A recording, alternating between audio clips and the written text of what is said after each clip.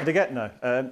This is really bizarre because I think I may have worked with about 3/4 of the people in the room, so it's like talking at a wedding in front of all your ex-girlfriends. So, not that I've ever done that before. So, anyway, I'm going to share with you an experience that I had a couple of years ago, where I was asked to go into an organisation and help them with their Scrum journey. So, but before I start doing that, who works in Scrum? Who's in a Scrum team? Okay. Oh wow. Who's a Scrum Master? Okay. Who's with their Scrum Master that they're working with in the Scrum team? Okay. So that's okay. Good. How's that going for you working in Scrum? We've got a here. We've got a whoop whoop at the back. No, is it okay, or is it degrees of success, degrees of failure? All success, fantastic. The dark side. A lot more Kanban. Okay, I'm going to go through the whole lot of you until you've answered. Not really. So, also, thank you for coming out on Valentine's Day Eve. It means a lot to me to share this day with me. If you do want some Valentine's cards, I've got some. So if you've left it a bit late, if not, Asda's open till 10. Flowers might be a bit dead by then, but chocolates are always welcome. So, a little bit about myself. I'm a professional Scrum trainer with Scrum.org. This isn't just me blowing my own trumpet. It looks like it is relevant. Anyway, back to me. Professional Scrum trainer with Scrum.org. I'm a certified TOGAF architect. I'm a Microsoft certified solutions developer for web apps, retired. I'm also the former head of technology at Sky Identity. You know when we're not there, it doesn't work. And I was a developer for so many years, too many years, and all those people that have worked with me, as Royd says, I'm no longer practicing software development, so that's good. Okay, so it's safe to go back in the water. If you want to contact me, there's some details there.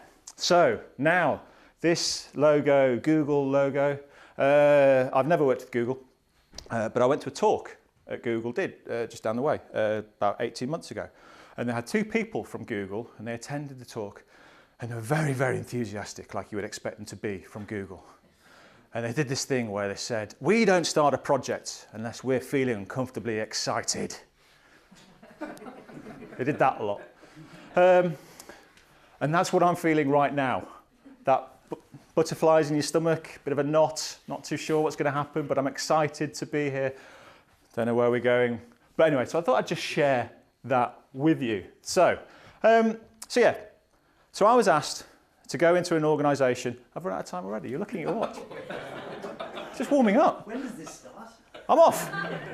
I was asked to go in an organisation to help do a Scrum, to help them with the Scrum team. So I went into the organisation, sent out the normal welcome email, trying to make myself available to everybody. Hi, it was this one.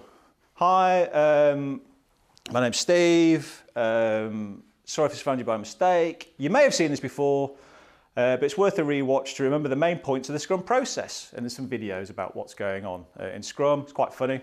Also, whilst you're there, why not have a look at the Scrum guides to refresh your mind? It's also available in all loads of languages, so you can pick up a new language as well. Now, doing this talk quite a few times, I've realised my emails are not funny. I'm going to stop doing funny. And if you previously read the Scrum Guide, check out the revisions as they've made some changes along the way. For example, we don't do commitment anymore in sprint. We don't commit to the sprint backlog. It's a forecast. So actually, does anyone know the most accurate forecast that we have in this country? The weather. The weather. Bang on. So, and how complex is the weather that we've got? It's the only forecast we do. I don't know. No, we do financial forecasts. We do, and the weather forecast. So, in March last year, I booked a holiday to go to the Lake District. May bank holiday. The first May bank holiday first May bank holiday? Yeah, in the year. Anyway, so when I was thinking about where I was going, I took walking shoes, and I took waterproofs, coat, and that was me, the Lake District, because it was red hot. And I was telling my kids, it's never going to be like this ever again, so enjoy this. That's the Lake District. It looks like France, but it's not, it's the Lake District. You know, we didn't know what to expect. because it's a forecast. It was supposed to be raining, but it was like that. So, back to the email. Where do we get to? Commitment, forecast, not commitment. These are our rules of engagement, so we should know them, and there'll be a test later. There wasn't, but again, don't read your emails out in public because it's really demoralising. Any questions about this, please don't hesitate to ask. This is me just saying, look, I'm here, come and talk to me. If you've got questions about Scrum, if you've got questions about anything, just please come and talk to me. I'm just making myself very, very vulnerable to a department of about 40, 50 odd people, okay? That's one way to make friends. Another is also to get cake and biscuits, but I chose to send out an email. So in a department of about 40 to 50 people, I got 2 replies. Yeah, that was my response as well. One was thanks, and the other one was this. My views. Not even, I'll read it out, Ray, don't worry. Not even a hello, thank you for this, my views. A 2-legged, 2-footed tackle, straight in. Is it not extravagantly wasteful, indulgent to hire an entire person and dedicate all their time solely to facilitate the ceremonial meetings dictated by a chosen development methodology? Completely unaffordable for small development shops, so they're supposed to benefit from. Also, when this person is non-technical, as all Scrum Masters invariably are, now you know why I showed you that slide at the beginning. Thank you. They just seem to get in the way of the devs during stand-ups. Why do I need a Scrum Master as an intermediary between the devs and a product owner when the devs can just talk about what the product owner to the product owner directly? Invariably, Scrum Masters are non-technical. I'm not, although I am now. So it's not like they can do any normal useful stuff of translating dev lingo into business speak or anything similar. They usually have no understanding of technical issues. So what's the point of Scrum Masters? If you're hiring good quality devs with half a brain in the first place, then you shouldn't need a Scrum Master to train them in how to select and prioritise their own development tasks from the backlog. I wish I'd learned how to use commas, but... If you need to do that, you have bigger issues. You need to hire better devs. Ideally, you'd be able to send Scrum Masters to meetings instead of devs to free up dev time. However, since Scrum Masters are neither business-orientated or technical, they aren't generally able to stand in for devs and product owners and free them up for doing things. Devs and product owners still invariably need to attend meetings, so again, Scrum Masters are pointless. It goes on. Scrum Master's work is basically secretarial in nature, literally running meetings and related administrative tasks. I don't need a Scrum Master for that. I need a secretary. Scrum Masters in the 50s and 60s would have been found in the typing pool. Yes. Scrum Masters are overpaid secretaries. As per your article, the aspects of Scrum Master role that aren't secretarial in nature do seem to be about evangelising Scrum and justifying why the host organisation should hire more Scrum Masters. As an organisation, we should get rid of Scrum Master role because Scrum Masters are essentially useless. Instead, as an organisation, we should aim to hire lead devs with good communication skills who can lead their teams effectively and translate technical discussions into business speak for the product owners directly. They start feeling a bit sorry for me now here. I realise I'm playing devil's advocate, and it's mildly controversial viewpoints around this part, so please feel free to convince me otherwise. Perhaps I've only ever seen the Scrum Master role done badly. How does a Scrum Master actually add value? So I sent my first email before lunch. I came back, read that, and went, right, bloody hell. I've had 2 replies, one of them's thanks, and the other one's this. This is going to be a long engagement here. What do I do? This is going to... I must admit, I did feel slightly angry, slightly annoyed. I go, right. So what I did was the classic Sky thing. I sent in a holding email. Thank you for your feedback. I'm going to give this the thought it deserves, and I'll come back to you on this. Management, still got it. Anyway, but how did I feel? I felt like that. I felt battered. I'd made myself vulnerable, trying to make friends with somebody. Please, be my friend. And they've literally come in, swiped my legs from underneath me. I'm sorry, sir, I'm looking. You're rubbish is what they've done. You're rubbish. You're not. You're beautiful. But so I felt hurt. I felt disappointed. I felt angry. It's like, what am I going to do? What am I going to do? So And this was from a person, the person that sent this was a senior dev in the organisation. I was thinking, does everybody else feel this way? Or is it them, or have I got a mountain to climb to do this? So, and then I started thinking, what is it that they've seen? Why do they feel this way? What is it that they've witnessed? What is it that they are not getting that I've seen, and which is why I'm so passionate about Scrum? I thought, well, maybe they've never seen Scrum done properly. Maybe they've had Scrum Masters that have never supported them. Maybe they've had Scrum Masters that basically just make sure that they don't kill each other. Maybe they've had Scrum Masters that haven't shown them any interest, been seen as almost management. Scrum Masters that haven't actually been proper Scrum Masters. So the person that we're talking about, and by the way, I do have their permission to use this email. I asked and they said yes, as I was holding them off a bridge. Please. No, I asked and said, can I use it? They said, yes, please do. Anyway, so they acted this way. Why did they act this way? This person was a senior dev. They had also publicly burnt a team in front of the stakeholders in a sprint review. They'd lost the trust of the team. Nobody wanted to work with them. They were isolated. They were unloved. They were unappreciated. They were angry for some reason. So I had a choice. Work out what the anger is, ignore them, help them. But I was thinking, what can I do? So I actually went to them and said, look, let's go have a coffee. Let's have a talk about this. Let's have a chat. Let's see where you're coming from. And maybe I can argue or talk differently so you understand. What I wanted them to do was understand what a Scrum Master actually is. So what should a Scrum Master be doing? Now, they say if you do a presentation, stick an animal on because it calms people down.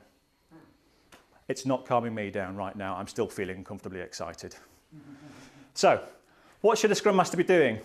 So, the sheepdog, the Old English sheepdog, it was also a metaphor, the sheepdog, because they're saying Scrum Masters should be like a sheepdog, herding, helping, protecting. And they have the Old English sheepdog because it looks a little bit like a sheep. Does anyone disagree? It does look like a sheep. Okay? That was in the same time in the Lake District. So, Old English sheepdogs used to live with a herd. The herd is a flock. That's the right word. The flock of sheep. When they were a puppy, they lived with it. They lived with the sheep. They grew up with the sheep. The sheep thought they were one of them.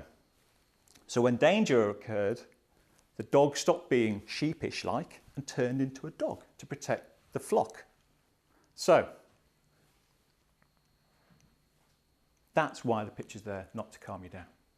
Scrum Guide says a sheepdog, a Scrum Master, should make sure people understand and enact Scrum. And I don't think our friend that we're talking about here had seen Scrum Masters working in that area. Maybe they'd seen a lot of preaching, but not a lot of helping. I'm not too sure.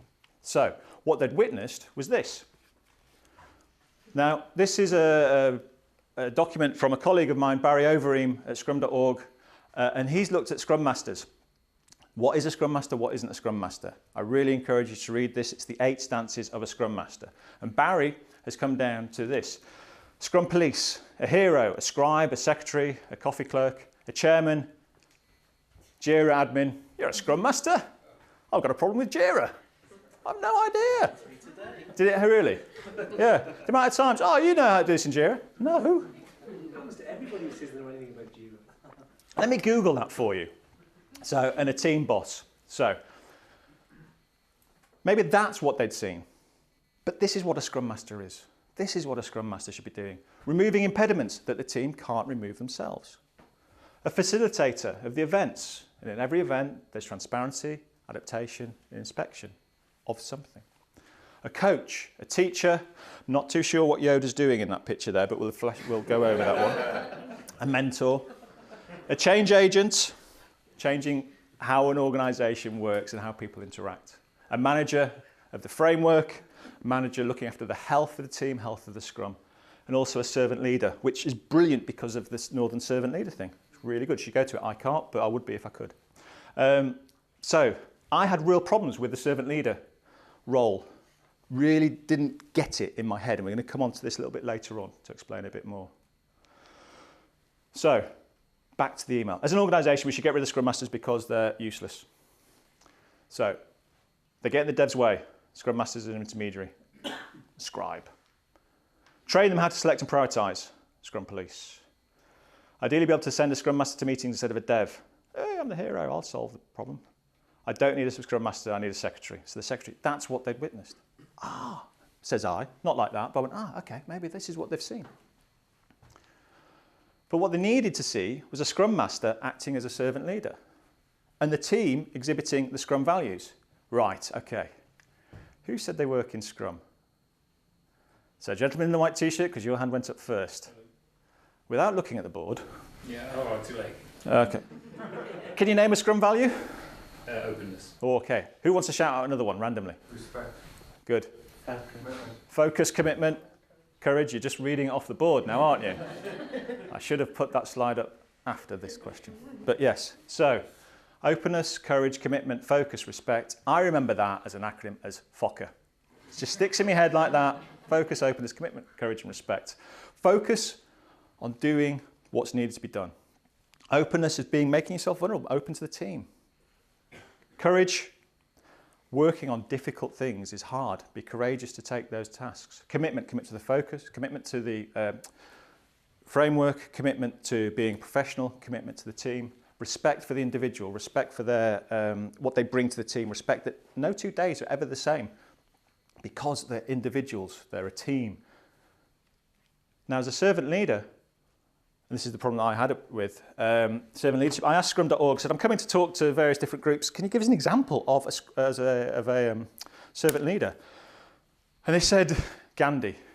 Okay, good. Keep going. Mother Teresa. Okay, right, okay. And Nelson Mandela. So I've never worked with any of those three. I like to relate to people that I've worked with to go, there's a servant leader over there, I understand it. So then they didn't come up, they said, the CEO of Pixar wrote an autobiography, his name escapes me at the moment, and in his autobiography, he said, the role of a leader, role of a servant leader, is to create the environment for people to flourish in. Respect them as individuals, respect them as professionals, and then get out of the way to allow them to be that person. So that's a servant leader. So a servant leadership focuses on building the foundation of trust within the team. They stimulate empowerment and transparency. They are an unblocker. They truly care about people. They have empathy with people. They behave ethically. They are passionate, proactive, socially, situationally aware. They are knowledgeable and humble. Okay? So, if you're a Scrum Master, that is what you should be doing. Those are the characteristics. If you've got that in your team, I mean, how great that would be to have in your team. If you had somebody in that team like that, that's not an extra person, that's an extra 10 people helping you in your team. Having that kind of person in your team promotes professionalism and accountability, enables empiricism, it also embraces self-organisation, and it treats people as the most important asset any organisation can have. That's brilliant. Also, can you do me a favour when you go back to your organisations, and if you hear anybody saying, we need more resources on a project, stop them. You don't need resources. Resources are laptops, printers. You need more people, okay? If you learn anything, just that bit, it's really annoying. So, that's why it's important to Scrum. Having the foundations, having that person, having that area that you know somebody's going to be there helping you all the way is really important. Because when you do go into a Scrum team, first thing you do, make sure people understand Scrum. Get the rules right. Get the team forming. Start looking outside of the engineering practices. Start looking at how we can improve. DevOps, bringing this in, getting all that good stuff, making the team better. And once you've done all this, the Scrum Master doesn't live here anymore. The Scrum Master's up here. The Scrum Master is having those difficult conversations with an organisational heads that's saying, do you know what? This behaviour you're doing is actually having this impediment on the team. It's having this knock-on effect. Maybe we could change this. I know certain organisations where a Scrum Master is classed as a junior role. How can it be a junior role when it's doing that? when they're doing that. They can't be. You have to be experienced in dealing with people, dealing in difficult situations, dealing with teams. It's a really complex role, but a brilliant role to do. I like Scrum Masters. So how did I reply? You're all wondering. How am I doing for time? I think you're all right. Yeah, Okay. Well, I'm not going to tell you. What I did do was use my experience as becoming a Scrum trainer with scrum.org. So this is the route. You don't have to climb the Eiger, but it helps. So past the PSM1, 95% or more, if we go on to the next stage, you then apply. They then do a little informal interview with you and you talk about your experiences and what happens, things like that. You then have to go on, that's multiple choice. PSM2, again, a multiple choice assessment. 85% you had to get in there, okay, to keep on to the next stage. Then you go on to the hardest job interview you will ever have. You go on the PSM course and train the trainer, and they video you, and they video how you interact, how you talk to people, how you engage, your knowledge. And then on the third day, they really grill you. And then we do the hardest questions anyone's really asked in the course. And you just get grilled and grilled and grilled. And then they say, yes, you're okay, you can go on. Well, that's what they said to me. PSM3, essay-based. This was easy. I failed that 7 times. Well, I didn't fail, I got 92%, and then one Saturday I really wanted to nail this and did it. Just kept spending $200. Anyway, a couple of really knew the answers as well. Anyway, PSM3 is essay-based.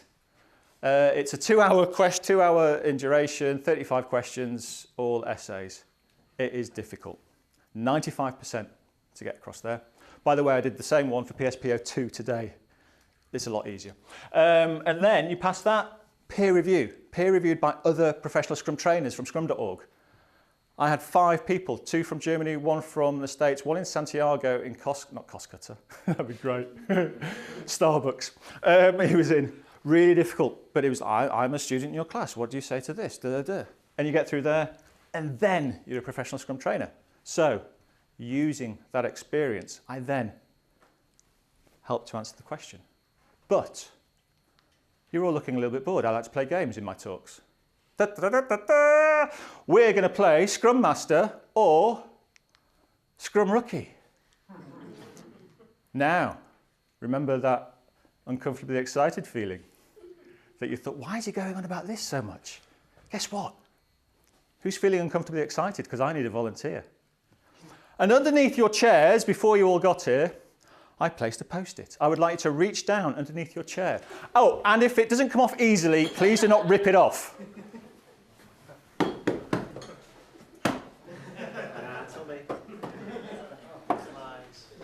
I think it's you, sir. So give him a round of applause. That is the pink Post-it of doom. So, hello, nice to meet you. Nice to meet you, Giorgio. Giorgio, nice to meet you. Is it your first time here? Yes. Okay, did you bring the family and everybody, or just your friends? Brilliant, okay. And your 2 colleagues? They brought you? Oh, that's brilliant. Have you travelled far? From work or? Well, in general, really. Where do you start? I traveled 3,000 kilometers 4 years ago. Just for this talk? Oh, okay.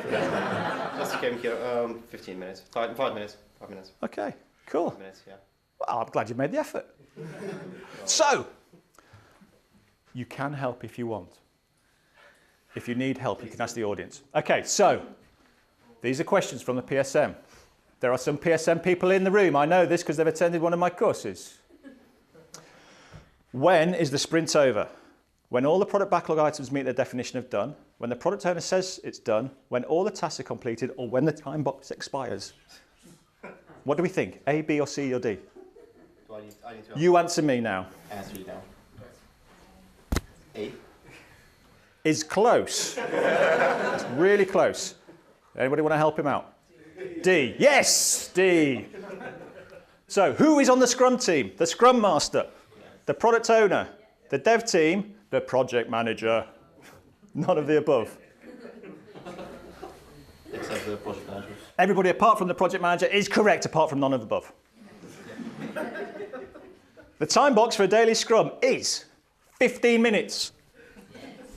15 minutes for 4 week sprints, shorter sprints are usually shorter, 4 hours, 2 minutes, or 15 minutes.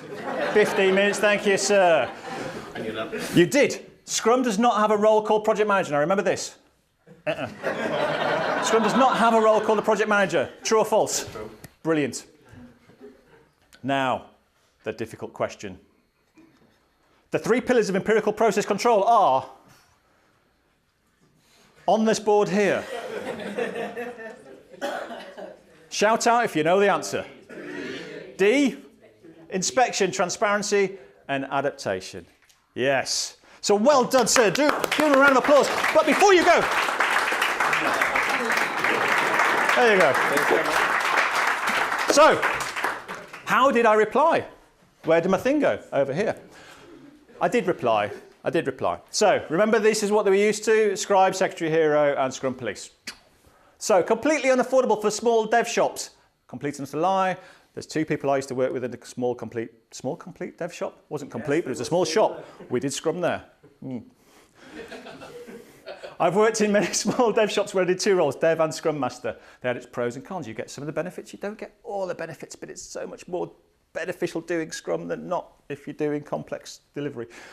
The role of the Scrum Master isn't just to facilitate meetings, it's also to manage the framework, help, maximise value, coach, to be self-organising, remove impediments, help the wider organisation in planning, coach the organisation in Scrum adoption, changes that increase the productivity of the Scrum team, to be a servant leader. Scrum Masters get in the way of devs during stand-ups. Scrum Master is an intermediary between the devs and product owner. Scrum Masters are not required to attend the daily Scrum. Did you all know that? You will just nod at anything now. It's a dev meeting. You just have to make sure as a Scrum Master that it happens and it keeps to no longer than 15 minutes. They're a teacher. Scrum Masters should never be intermediaries between POs and dev team. If they are, then there's a problem within that Scrum team, and that's where the Scrum Master needs to be. They need to be helping, working out what's going wrong and how they can get better.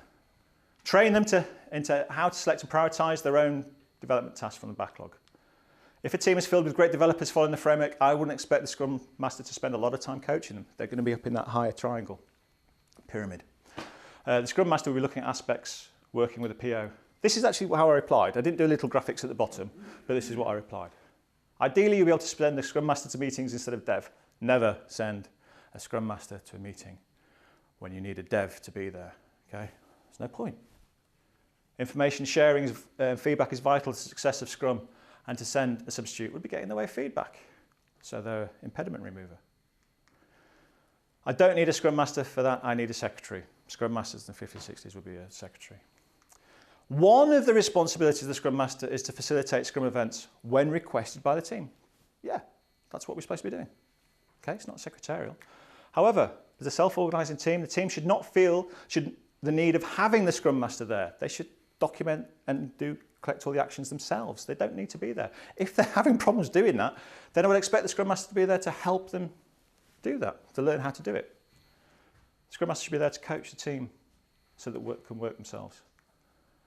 I do seem solely to be about evangelising Scrum. One of the responsibilities of the Scrum Master is for the adoption of Scrum in the wider organisation. I'm a Scrum enthusiast. I'm not a Scrum evangelist. I like waterfall. I've said it. I like using waterfall in the right place. I like using Scrum in the right place. Make me stupid? No. I'm using the right tool for the right place. I am also an ex-developer, and I want to pass on my experience to others so they don't have to suffer in the same way as I did. 29th of May 2004 is when you weren't there. But reading the board, that's when Arsenal went live, when I was working at Sky, and it nearly killed me. I didn't see my family for weeks, for months. We made a promise, we made a commitment to Sky that we would take off the Arsenal's website, off ITV's website or servers, and put it on Sky's. There was 500,000 users in the database that we having to transfer for shop, for video lounge, for lots of other things. I put my professional pride above my family. I wanted to do it. It nearly killed me. At that point, I was burnt out, and it took me ages to recover, and I probably haven't really ever fully recovered from it. I'm a bit wiser, but it was a successful launch. It was, don't laugh, it was. And I would never want to work on another project like that again. I'd have to leave the industry that I'd spent 20 years in. I know I look like a little baby, but 20 years plus. So what happened? So remember, I sat down with them, went for a coffee. I said, give me a chance.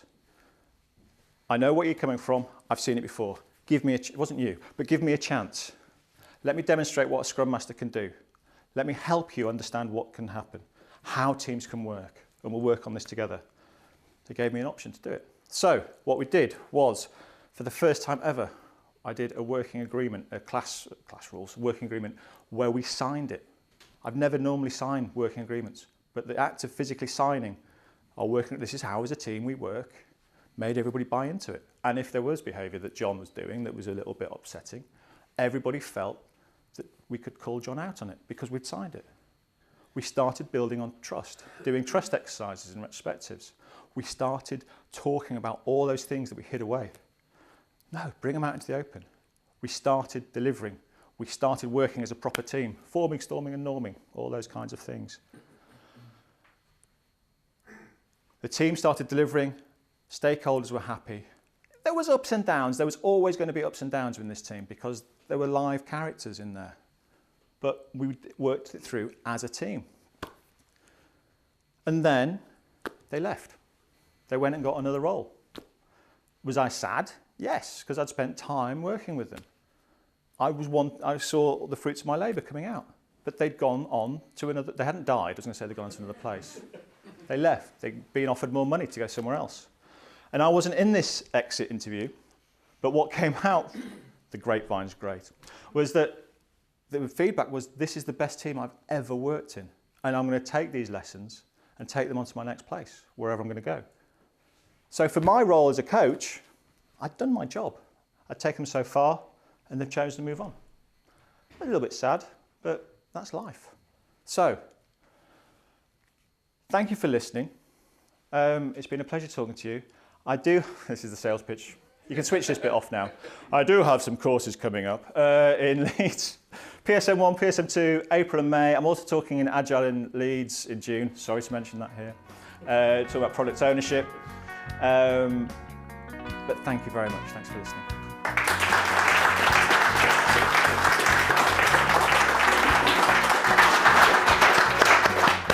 Thank you very much, Steve. Always very entertaining. Great. Gin helps.